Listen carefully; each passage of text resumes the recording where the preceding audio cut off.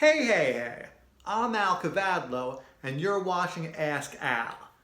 Today's question comes from Monty, who wants to know the best exercises for building strong abdominals and sculpting that perfect six-pack. Hey, Monty. The abs function primarily as a stabilizer muscle, which means they keep you upright while you're standing, walking, or performing other movements.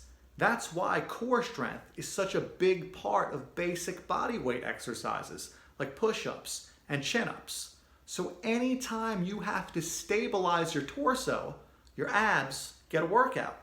That said, you can certainly do a few extra exercises to emphasize your abs a bit more if you want help bringing out that six-pack. The hollow body is a great way for beginners to get familiar with engaging the abs. It's also a great way to learn or reinforce the full body tension that is necessary for many high-level calisthenics feats. To perform a hollow body hold, lie on your back with your knees tucked and your arms overhead. Press your lower back into the ground in order to engage your abs, and then slowly begin extending your legs away from your body. The idea is to outstretch your arms and legs as far as possible without losing that contact between your lower back and the ground. So if you're not strong enough to do this yet, practice with your knees bent. But either way, make sure your lower back is not coming up off the floor. There are two main types of abs exercises. The first are exercises in which the abs function primarily as a stabilizer, like the aforementioned hollow body. The second type adds some type of trunk flexion. This is where hanging leg raises come in. To perform a hanging leg raise, start by hanging with an overhand grip.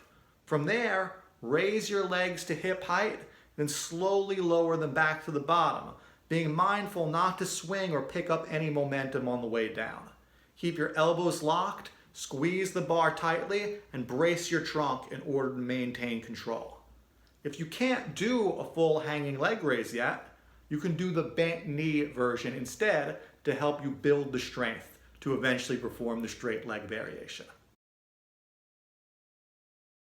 Last but not least is the classic ab wheel rollout, which involves flexing and extending the trunk like the hanging leg raise, but the most intense part of the movement happens when your body is fully outstretched, with the abs again working in that anti-extension capacity like they do in the hollow body. Again, start out with the bent knee variation as you work toward eventually building the strength to do them from standing with your legs straight. While on the subject of abdominal training, I would be remiss if I did not mention the importance of diet.